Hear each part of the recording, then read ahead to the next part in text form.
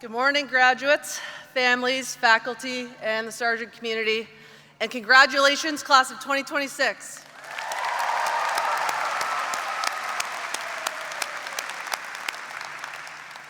It's an honor to be back here. I've actually spent the last couple of months, and especially the last few weeks, chatting with a lot of our seniors, and shout out to Sydney Healy specifically. It's graduating today from Sargent College. I also have to give credit to a lot of you for all of the inspiration that you provide me daily. I am grateful every day to be able to give back to this great community.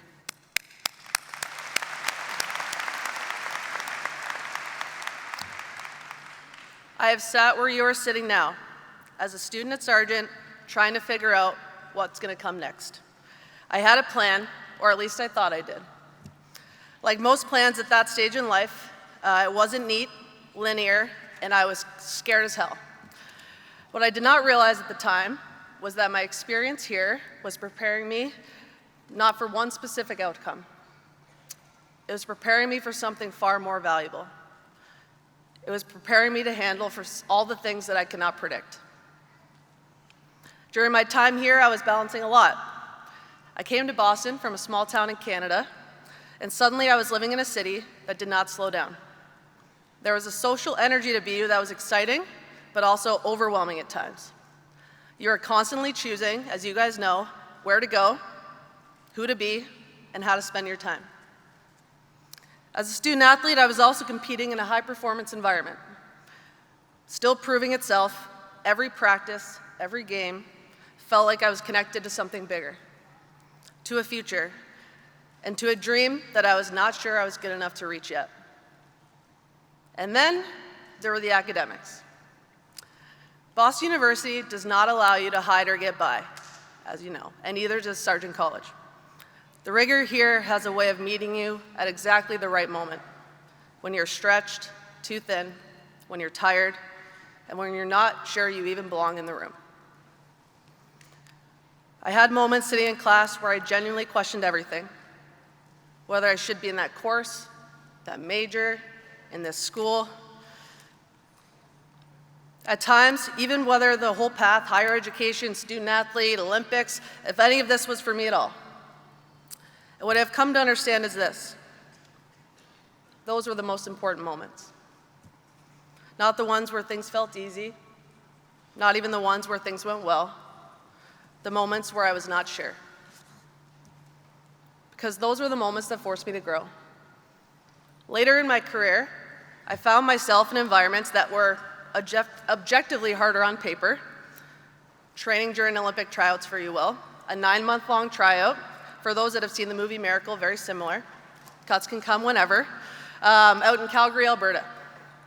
Trying to make a roster that would go on to represent Canada in Sochi in the Winter Olympics.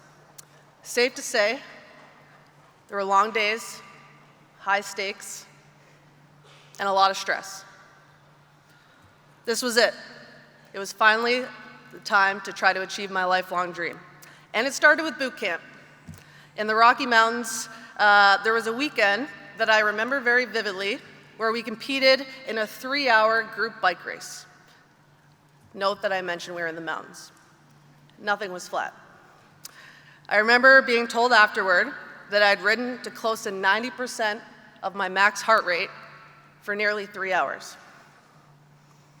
And yes, our group won, thank God, since I was competing with the women that I had watched on TV my entire life. But if I'm being honest, that was not the hardest thing I have ever done. I proceeded to bike up an Ironman mountain a week later and went on to make the Olympic team and win gold.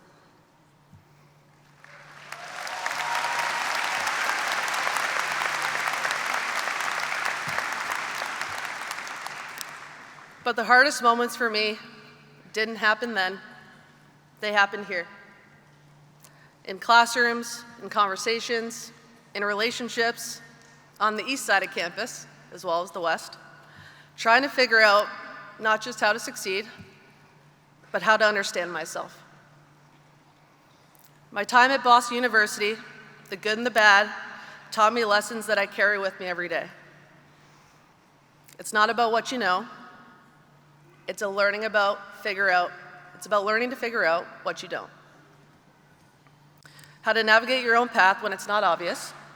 How to work with people who think differently than you, come from different places, and challenge your way of thinking.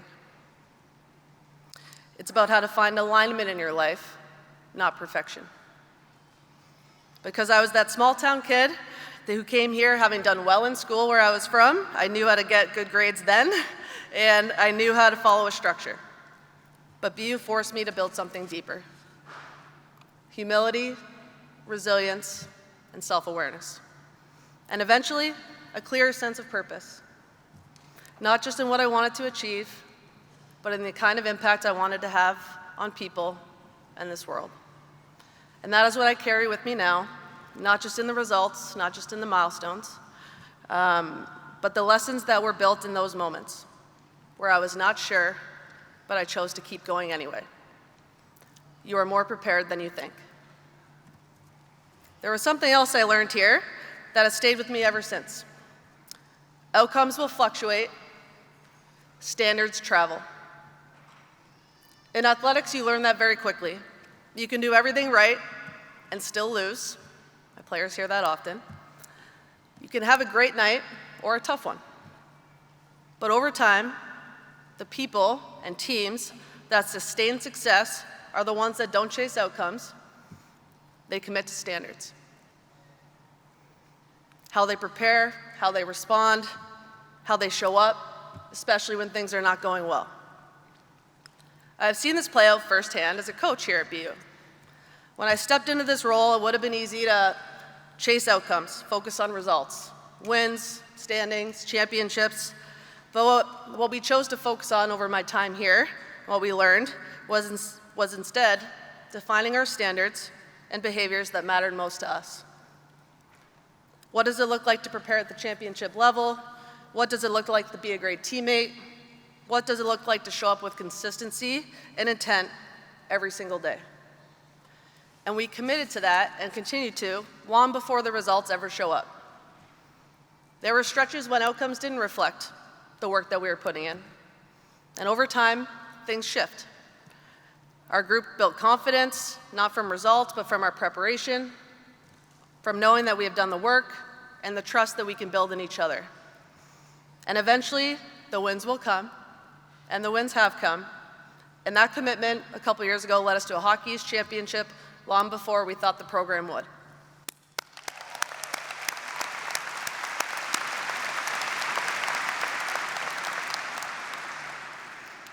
But what mattered most for us was not the outcome, and it's what I said to our team from day one and what I learned throughout my career.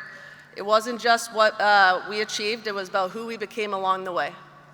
And that will live with you forever. Because outcomes will always move, but the standards are what you carry into your career, into your relationships, and the way that you will lead, like I have the pleasure to now. And finally, there is one thing I have come to understand the most clearly, and it is this: people are the point. When I look back on my time here and in my career thus far, I do not remember every class, every grade, every win or result. I remember the people. My teammates, my classmates, professors, coaches, mentors, even opponents. The ones who challenged me, the ones who supported me, the ones who helped me grow. And over time, I learned something that is not always intuitive, especially in competitive environments, like even just being a student at BU. Wanting the best for the person next to you does not take away from your own success.